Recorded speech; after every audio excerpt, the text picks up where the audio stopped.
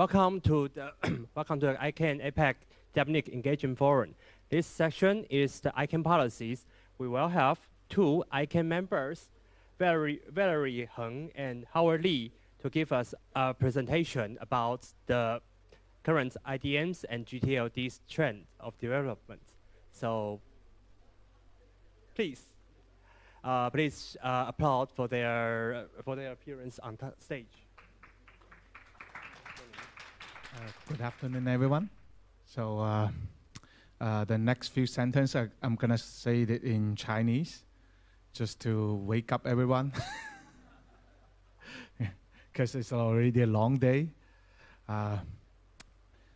我们刚才已经一整天下来，这个话题都好沉重，感觉都是在政策制定啊、公共安全啊这些领域。所以我们觉得我们应该转一下画风，把这个画风变一变。那么我们这一节呢，会讨论讲一些我们市场上的东西啊。So I'm Howard Lee from Registrar Services of ICANN, along with my colleague Valerie Heng from the Registry Services. So the two of us are actually the two persons who serve all the registries and registrars in APAC region. So, and we belongs to the Global Domain Name Division, and we are happy to give you an update on how we do during these days. All right. So today we're gonna share with you about 6 topics. It's a lot of content because they allocated 100 minutes to two of us. So we have to figure out how to fill up the time. But hopefully those content are being interested to you. All right. The first one we will share with you is the ICANN GTLD Market Health Index, which is we hopefully give you a brief overview of the global domain name market.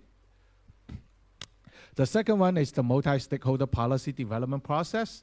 We already heard a lot of it today already, but we give you a slightly different perspective on it, like in detail how we do things in the process. The third one is the implementing GTLD policies. So as we know, we already talked about it today, the policy are developed by the community. However, the policy were our policy recommendations.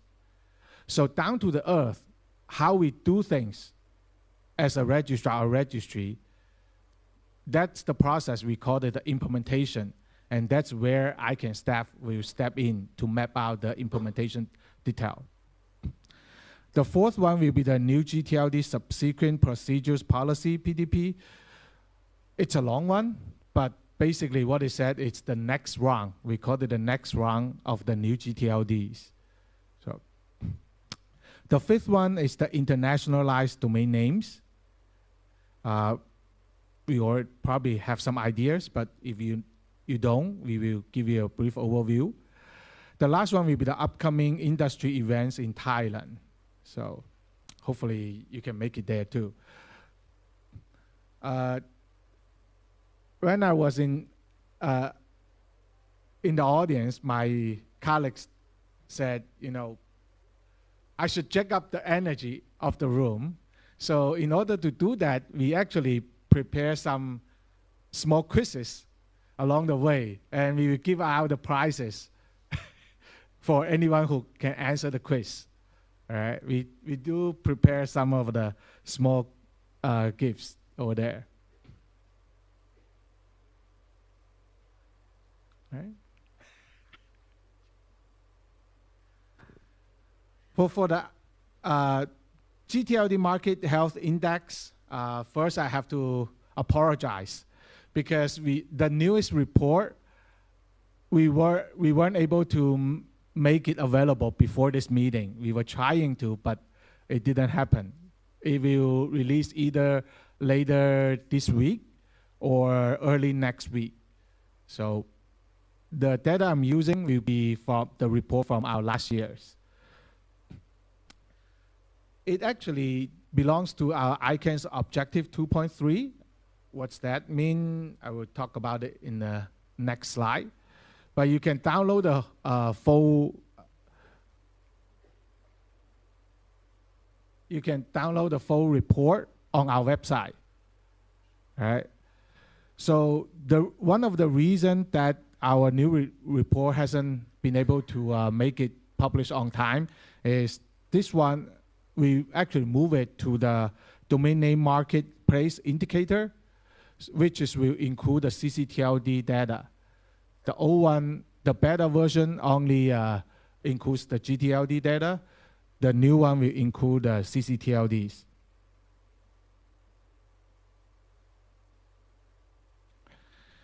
So the project background is actually, it was first initiated, launched in November 2015. It was one of our KPIs, right? It actually checks our Objective 2.3. Okay, be remember all those numbers where you can get the prize. Right?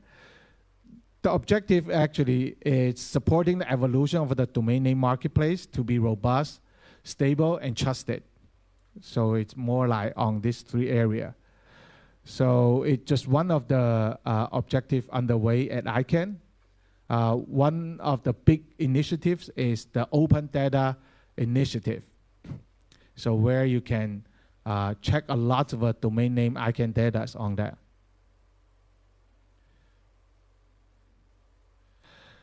All these metrics actually are developed in consultation with the Community Advisory Panel. Before I'm moving on to this slide, anyone would like to be answer like when this project was initiated? Anyone? When was it initiated? The market? Nobody? What year is it? Okay. I guess I will keep my prize for this one. It was actually November 2015. Right. So despite our region, the APAC region are almost the largest region for the domain name market, we only have 6 of the advisory panel members join the panel versus 15 from North America and 13 from Europe.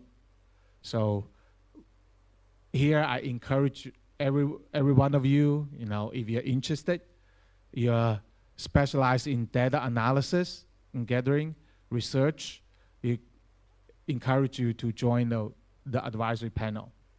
Right?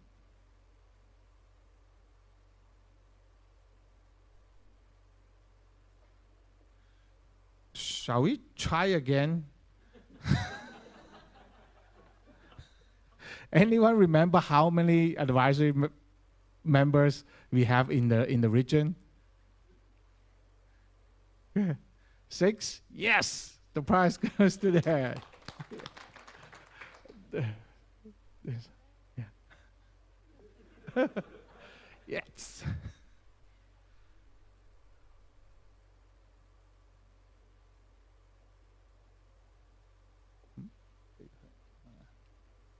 Okay. All right. So we can go into some of the numbers because I know a lot of people like numbers. Numbers tells a lot. Geographic diversity on the registry side. Actually, Europe is leading with the 36%, and North America are second, followed by 34%. Our APAC region, it's 27%. Latin America and Africa are quite really small right now, which marks potential growth there. All right.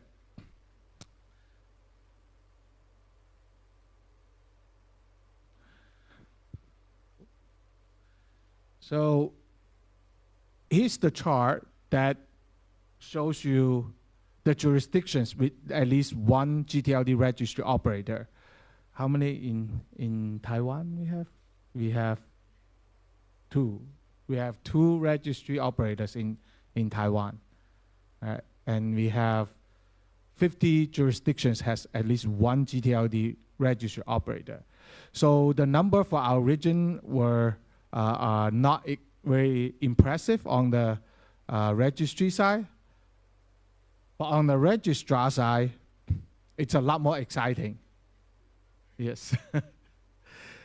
For the distinct ICANN registrars by the ICANN region, we have 37.6%, far more than the North American with only 25%.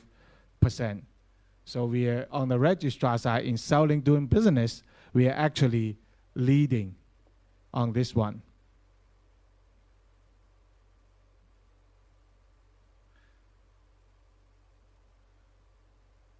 Okay, let's try again. Who's leading the registrars? Which region are leading in the distinct registrars percentage? Anyone? Anyone? APAC! Yes! The prize goes to Crystal! Yes. Yeah. It's fun. So the jurisdictions with at least one ICANN accredited registrars, we have 66 jurisdictions. We have 3 registrars in Taiwan. One is Net Chinese, that's the earliest one. And we have TWNIC itself, is a CCTLD registry and also ICANN accredited registrar. And we have a newly accredited registrar, is the Chonghua Telecom. Yes. So we have 3 in Taiwan.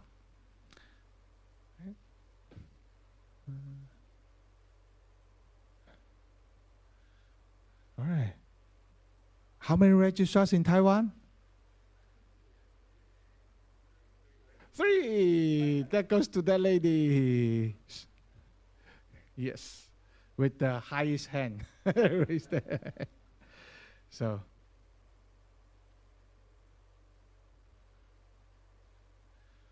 From the competition side, we also look at whether it's enough supply in the market.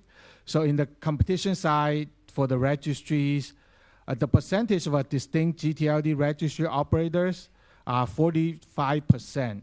What does that mean? What does that mean with the distinct GTLD registries? Because some registry, we have more than one TLDs.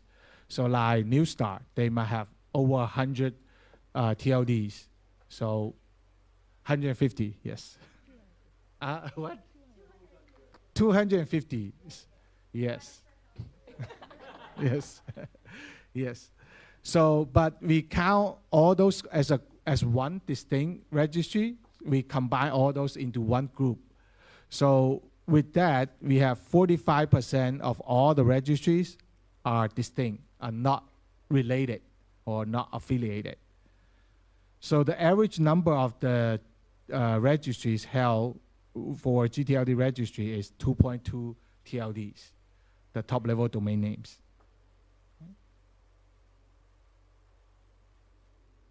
The number for the registrar is actually, the percentage is actually much lower because a lot of a registrar will apply for multiple accreditations.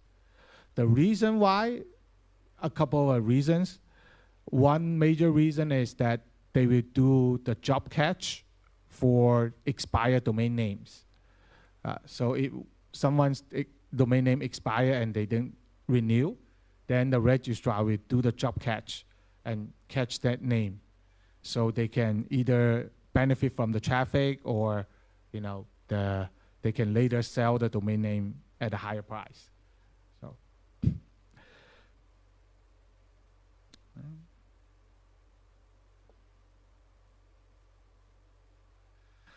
For the GTLD registrations, by the end of 2017, it's around 200 million. That does not include the CCTLD number.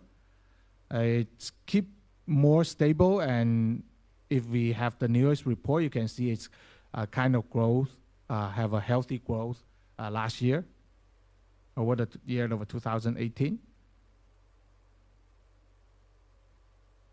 To distinguish the growth of the GTLD registrations, we actually have the legacy versus the new GTLD. What's the legacy one? Anyone knows what's the legacy TLDs? How many of legacy TLDs? Anyone knows? Okay. 22, actually. Oh, you missed by one number. Yes. So the legacy one, we count it as like .coms, .nets, .orgs, .biz, and a lot of .tels, .go, and also .asia we have. So it's 22 of them. So the new GTLD are specifically refer to the GTLDs delegated through the 2012 round of the new GTLDs. So those are right now it's like 1,500, yeah, of those. So if we look at the registration rate, actually the legacy as a let me see if we can we see over. Should I point it this way? So we can see that in 2016 we have a very big spike for the new GTLDs, and then it kind of like having a bad year in 2017. It really drops for the one. Yeah. And in general, they are relatively stable. That's the addition. When we say addition, means new registration. So those are the new registrations year over year.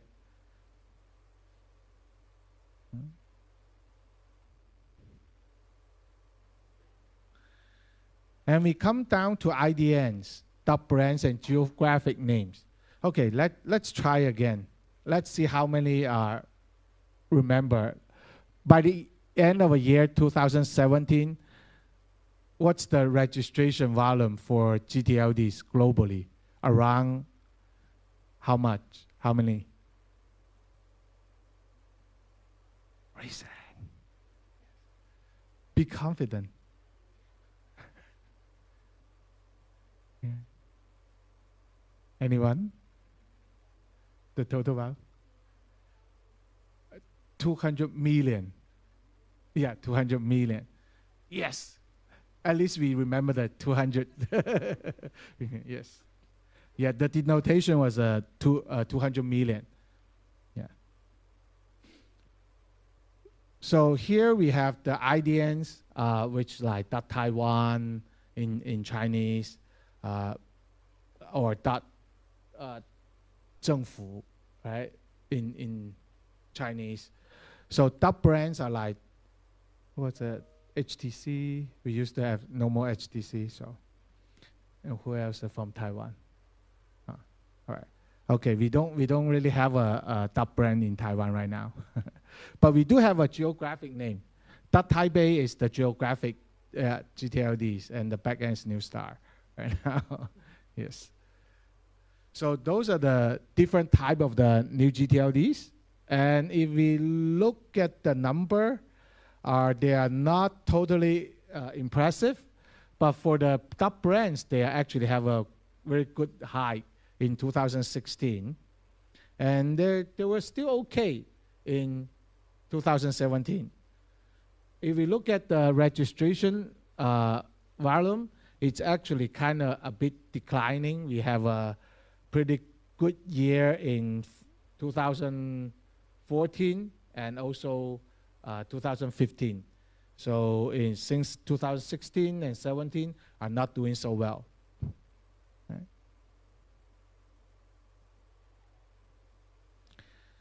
So looking at after looking at the registration, we will look at the market stability, which is the registrars, because the registrar are the actual person who sell you the domain name and service you to serve you. So for the past few years, we have a good year in 2016, and we don't have such a good year in 2017. Although like we have still have 41 accreditations, new accreditations in 2017, but the one who terminated are also a lot in 2017. So it actually counterbalanced the growth of the registrar in 2017. And it was a good year in 2016, which is we have like 57 accredited, and we only have like 12 terminated. So when we say termination, it's like they give up their accreditation, no longer be ICANN accredited. And the voluntary means the blue bar here means they say, oh, I don't want to do it anymore. You know, they just inform ICANN that I want to terminate it. The other one is the involuntary termination, which means they do something bad and they didn't fix themselves, so we terminated their contract, terminated their accreditation. So it's a reinforcement action.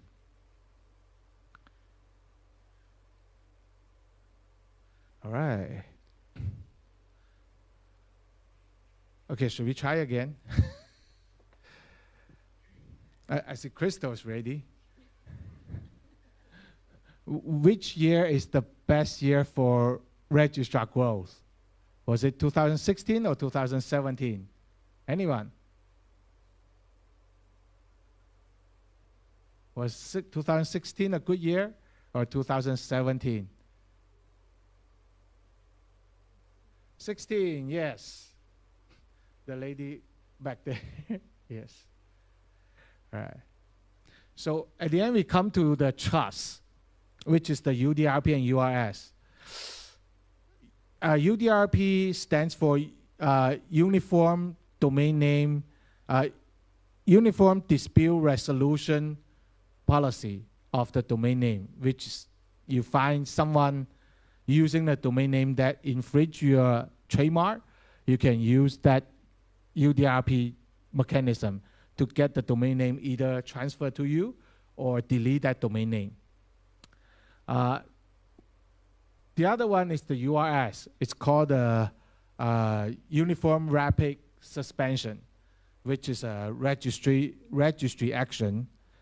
You find someone infringe your trademark, your rights, then you can complain through that mechanism, and the registry will suspend, like stop their resolution of that domain name for the lifespan of that domain name. Right? So actually, we kind of look at it, the 2017, the total numbers has been go down. So actually, for the domain dispute, 2017 was a good year because the number actually went down. And among all the complaints, all the disputes, over 70%, almost 80% are against the registrant. What does it mean by against the registrant? Means the existing registrant who has the domain name, they were not using the domain name in a good way.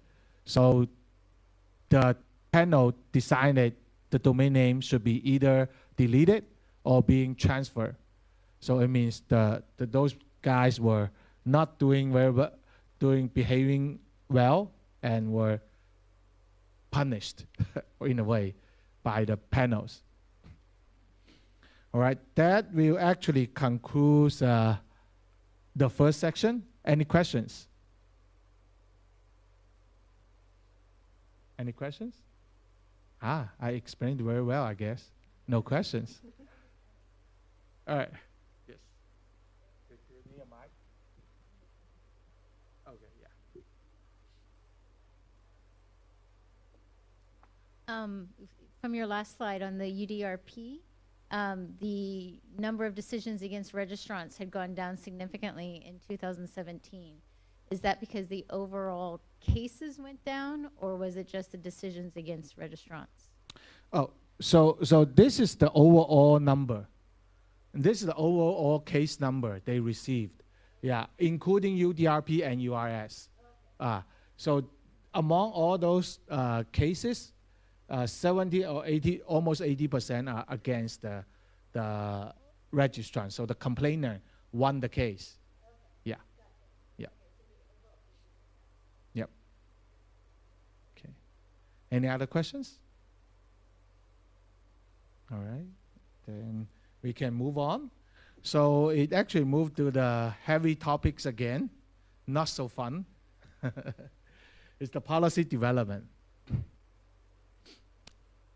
Well, let's see. We have the jargons again. Generic name supporting organization, GNSO. Anyone really not participating in ICANN before knows what that means? Anyone knows what that means? Probably not. Yeah. So within ICANN, there are different group stakeholders. One type is the supporting organization.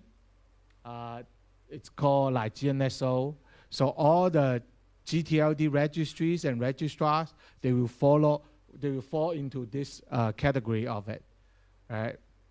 And we also have CCNSO, which is all the CCTLD members will fall into that group. So like TWNIC, or in China, CNNIC, and Hong Kong, the HKANIC, and also like JPRS for Japan. So those will be the CCTLD, CCNSO group. And we also have another type. I think we have seen it this morning and just now, like GAC, GAC. What the hell is GAC mean? Anyone? Anyone know what GAC stands for? GAC? Yeah. Yes. Prize goes to the gentleman. Yes. It stands for the Government Advisory Committee. Yes. I lost the word. So these are the two types, the advisory committee and the supporting organization. And within these two, only the supporting organization has the rights to initiate a policy development.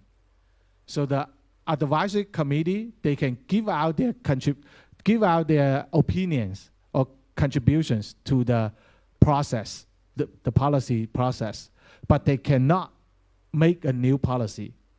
They do not have the power to initiate a new policy. So that's a very important distinction over there. So how we make a policy? It's a very lengthy process, and it's a community effort. First one, we have to identify an issue. Okay, there's a problem, we have to solve it, all right? Then we will organize a whole bunch of people, volunteers, to draft out the issue statements. What exactly is that problem? It's called the issue report. Defining the issue, the scope of the issue, all those things. So once the report is done, it will submit it to the GNSO council for consideration. Only when they said, okay, this is a real issue, and the scope is fine, we should do a policy on that, then we will actually move into a real policy development process, okay?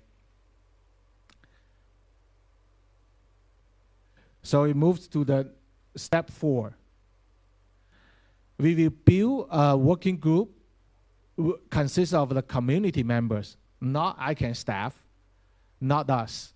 It's all registries, registrars, or community IP lawyers, all those community members. Then we will discuss, we will have, on the staff side, we will have the policy team to support their work. Regular meetings, they often have like 2-3 hours meetings, a week, so to discuss all those issues. So they will work on that, and they will build the report, the policy report, and submit it to the GNSO Council for consideration. If the GNSO Council reviews the report and consider it's appropriate and adopts it, then it goes to the last one, which is voted by ICANN board. So the whole process from step 1 to 6, if it's fast, 2 years. If it's slow, then it could be 5-6 years.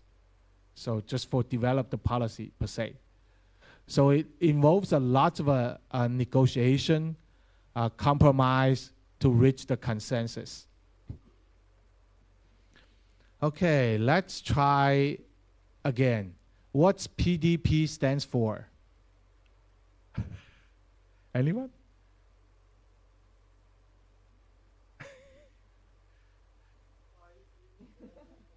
Yes, 2 hours. It's already on there. Policy development process. Yes. Liana, our prize goes to that gentleman. Yes.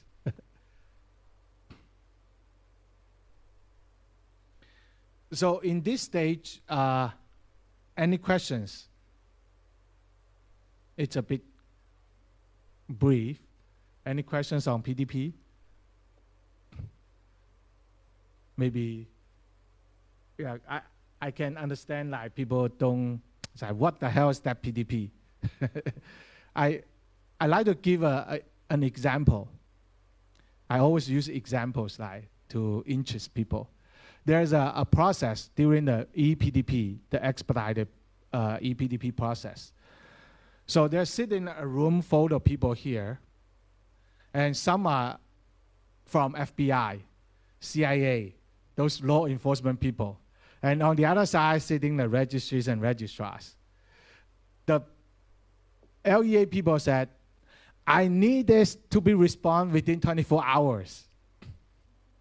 And the registrar said, I cannot guarantee you the 24 hours. We have to sleep, okay? With all the time difference, I cannot guarantee the 24 hours.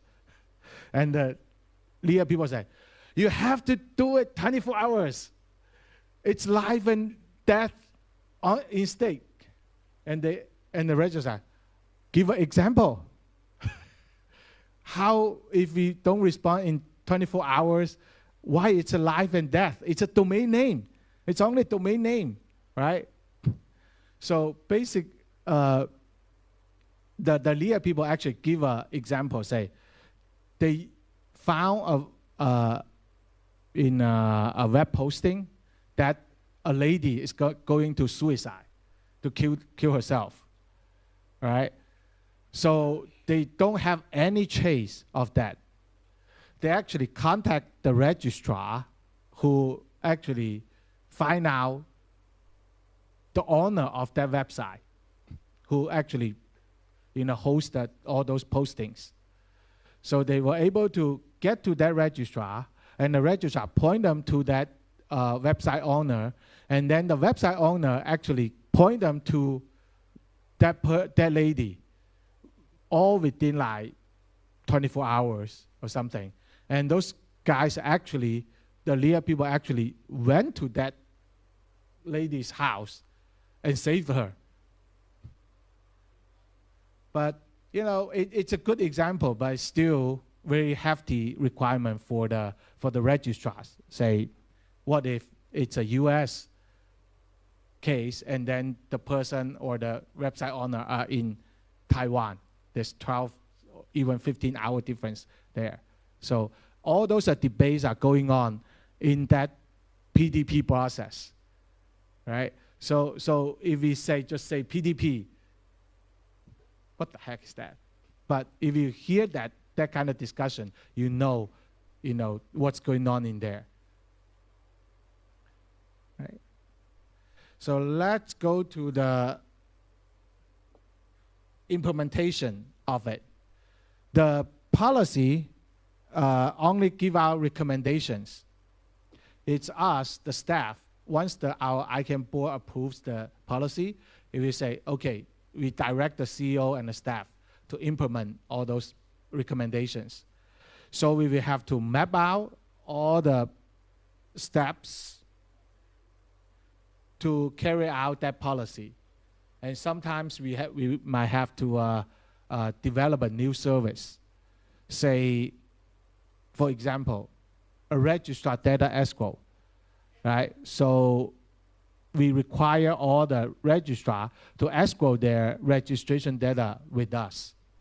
But we are not a service provider, so we have to go to the market and recruit those specialized company to provide such a service to get the data and store it in a safe place. Why those data are important? We have many cases, the registrar just ran away. They say, oh, I'm not happy, I'm bankrupt. I run away without informing anyone. So all their users are hanging over there saying, huh? Where's my registrar? My registrar website doesn't open. Where's my domain name? So all those cases actually happen. That's why we need all those data to carry it out, to assign it to another registrar, so all the users can be served, be continually served, all right? So those are the implementation. So if we're looking at it, the first one will be like 1 to 2 years. That's basically the policy development process, PDP over there.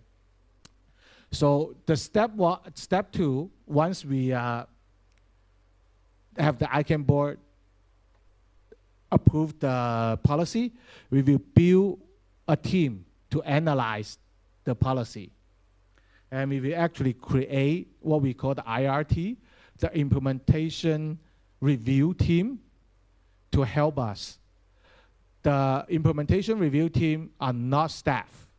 They are community member. And most are the working group member of the policy team, the policy development team.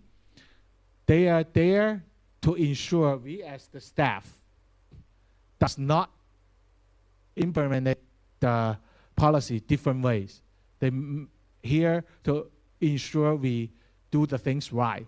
So we are actually overseen by the community member during the process. So once we move to step 3, we will actually map out and develop all those services.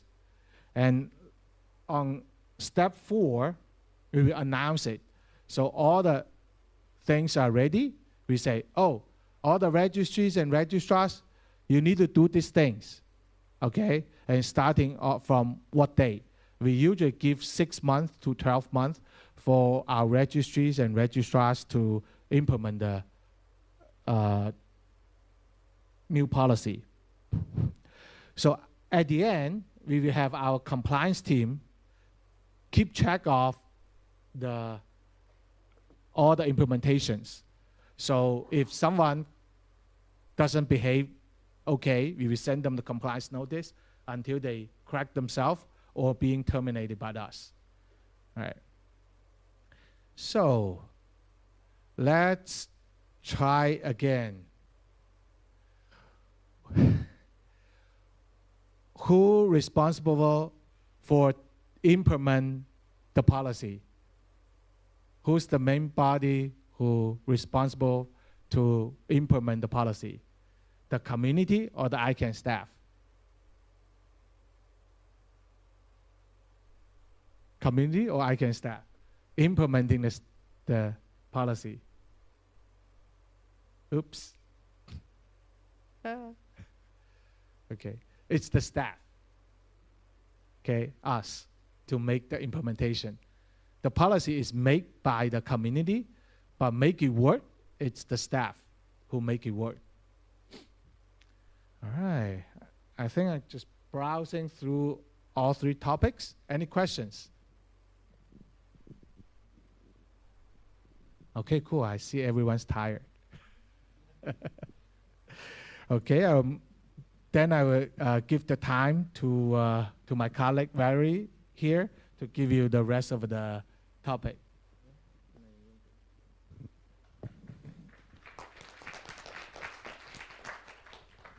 Thank you, Howard. And my name is Valerie, member of the ICANN Registry Services team. So how's everyone doing? Yeah, so hanging there, we just power through this last part for today. Yeah. Here, I will introduce an example of a current PDP related to the new GTLD.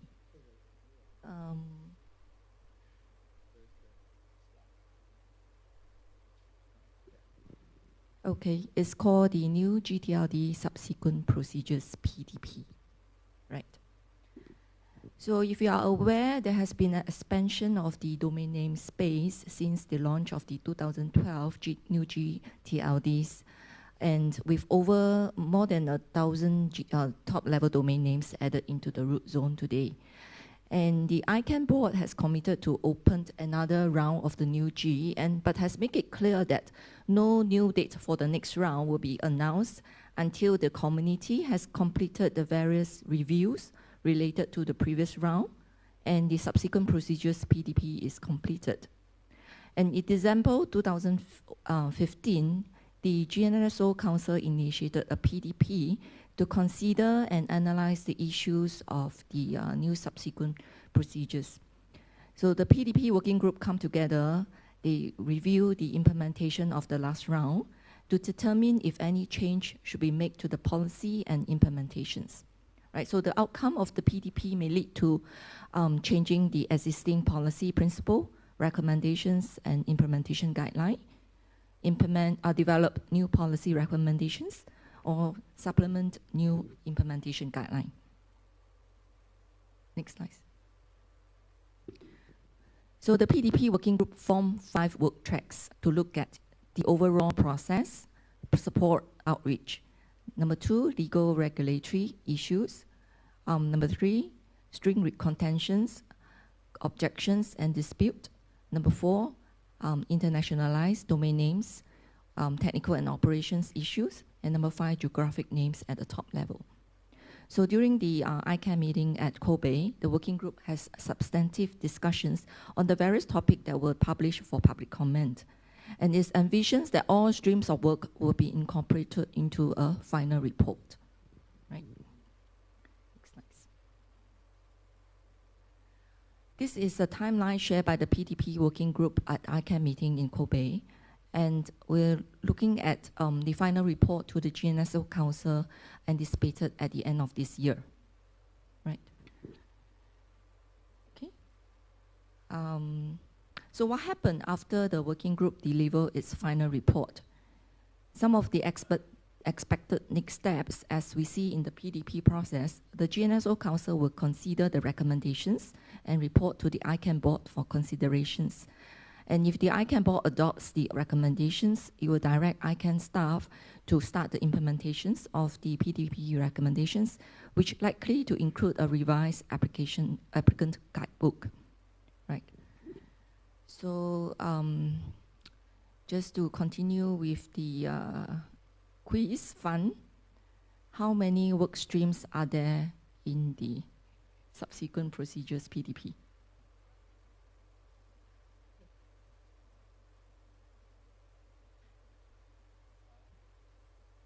5, yes.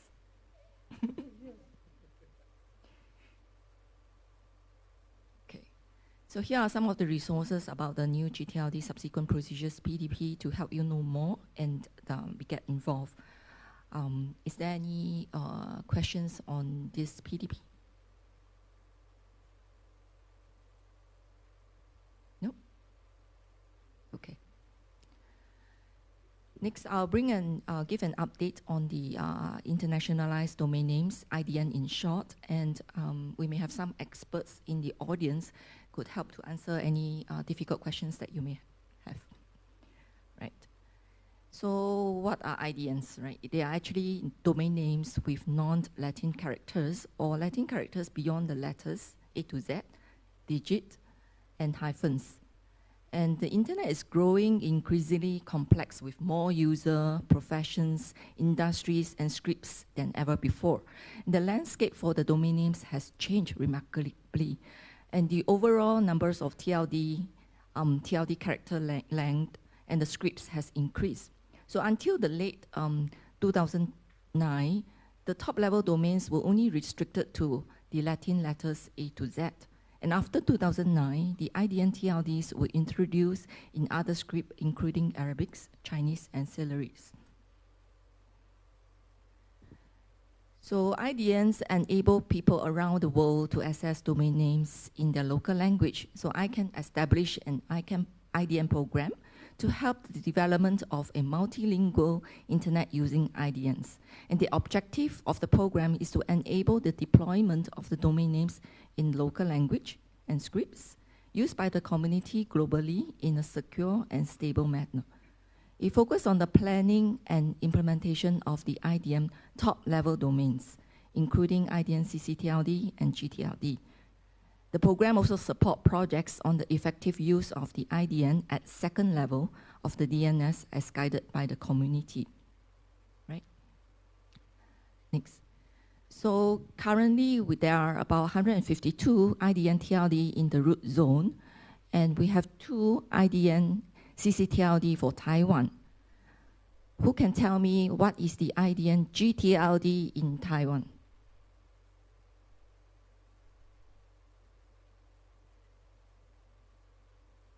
No registry here?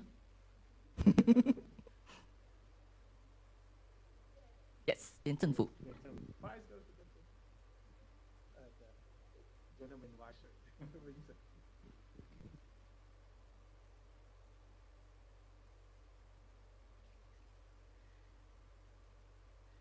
So here we are trying to show the various components of the IDN work in these big pictures.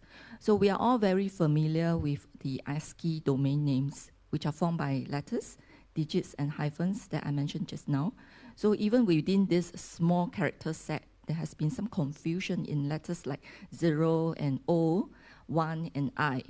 So looking at the slides in the middle circles, with IDNs, domain names can be represented in local languages and script. So they use this Unicode-based standard, which expands the characters to almost 100,000 characters. This does not include symbols like, the emoji or punctuations, the semicolons or the parentheses. So with such a large set of characters, the possibility of confusion in the labels can increase immensely unless they are managed carefully, right? So on the second level domains, registry restrict characters and define variant code points by using IDN's table. So in addition, IDN guidelines are used to manage the confusion and address security of the end users. And on the right side, on my right, the community-based panels for different scripts develop scripts-based, we call the label generation rules, LGR, proposal for the root zone LGR. So these are intended for use in the future IDN TLD applications. So they are like variant code points like in Chinese and the Arabic script. So I will touch on the updates on some of the work in the following slides.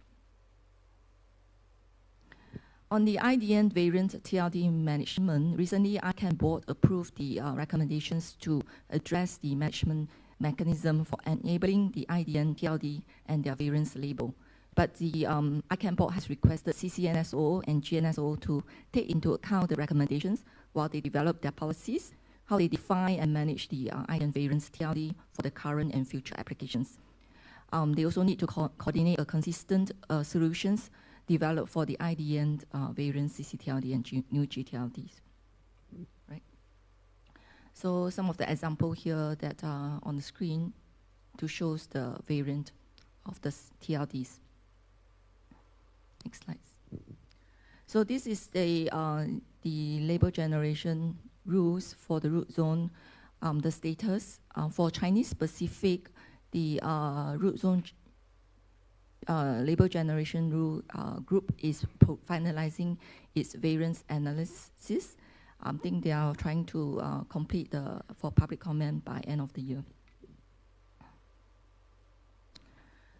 The other component is the IDN implementation guideline version 4.0. This is to minimize the risk of cyber squatting and consumer confusion. And the guideline apply to the second level IDN registration policy and practice under the top level domains, contractually binding to most of the GTLD registry agreements, through the registrar accreditation agreement, and recommended through the IDN CCTLD fast track processes. Just to show the history of the IDN guideline development from the version 1 in 2003 to today, the version 4. So what are the topics that was covered in this guideline 4? There are 7 of them, and it was published in May 2018, currently going through the analysis and implementations. The guideline is anticipated for presentation to the ICANN board next month in May. And if approved, it will be effective in 2020 and 2021. Right? That's all for the IDN portion. Any questions from the audience?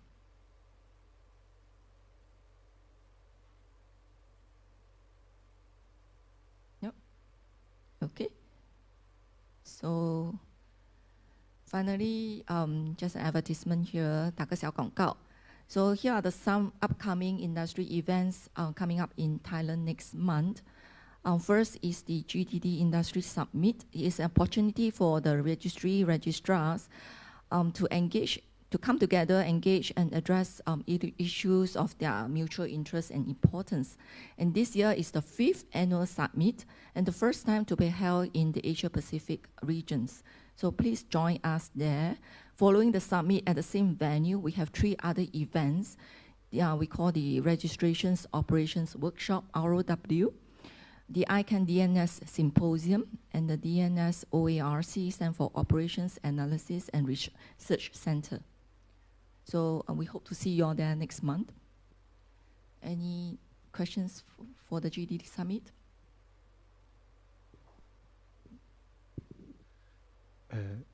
Since it's a commercial time, I do it in Chinese. 打广告啊，这个欢迎大家来参加这个 GDD 峰会。可能大家就是说不太听说过 GDD 峰会，跟我们 ICANN 会平常的 ICANN 会有什么区别？那我们平常 ICANN 会呢，会很多人参加，2、3千人的大家参加，那么包括我们政府的人，对不对？我们这个 CCTLD 的人，还有我们叫 at large 这个的人来参加，还有很多这种 IP lawyer， 对吧？知识产权的律师啊，这些大家很多很忙，所以呢，谈的东西也很多很杂。那么我们后来我们的注册局、注册商就要求我们 ICANN 另外再开一个会议给他们，就专门给注册局和注册商谈生意，谈他们之间沟通之间怎么去这个运作 operational 的，还有这种技术上的 technical 的这些东西问题怎么解决。对，比如说举个例子，我们需要去 query 这个 GoDaddy 这个最大的这个注册商的这个 who is， 那么如果 GoDaddy 不认识你的话，他们是有这个 IP limit 的啊，他不认你的 IP 地址没有在他的 IP whitelist 里面，这个白名单里面，你连 query 都没法 query。那么或者说你在了，他又给你一个很低的 threshold， 就你 query 1个小时 query 他100次，他就给你 cut off， 就给你暂停好长一段时间。那你就要跑去跟他讲说，哎呀，我这边很多的需求，你给我1个小时涨到1000或者5000，那这种很 down to the earth 这种具体的运作的事情，业务运作的事情，就会在这个 GDD 峰会上大家去谈去讨论，包括我们一个政策落实的时候，因为可以有很多种做法，那大家可以相互学习说，哎，你这个怎么做的？哎，我这边怎么做的？那我们这边做怎么对接？这些东西很具体、很实在的东西，都会在这个 GDD 峰会上去讨论，啊，所以我们打个广告，欢迎大家去参会。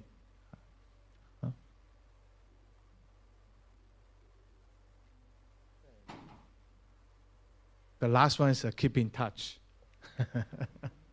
Yes. Any questions? 有什么问题吗？可以用中文问都没关系。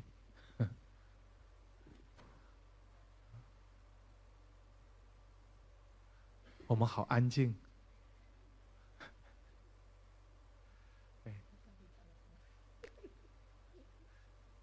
Understand it's a long day. Even our lunch session has some work to do.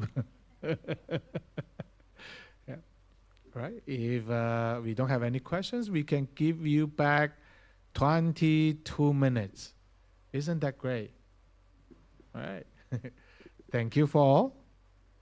And thank you to give us the opportunity to present here. Thanks. Yeah.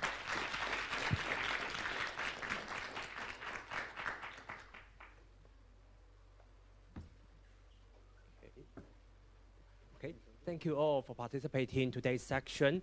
For now, today's section is over, and we will hope to see you tomorrow. 今天的议程已经结束了，非常感谢各位的参与。那我们也非常期待各位，我们在明天可以看到各位。那同时请各位注意，就是您的卡片背面有 QR code， 那只要您用你的手机扫描之后呢，填写我们的问卷，您就会获得，然后再到我们的注册柜台，我们这边会提供您小礼物作为问卷的礼品，这样子。非常感谢各位今天的参与。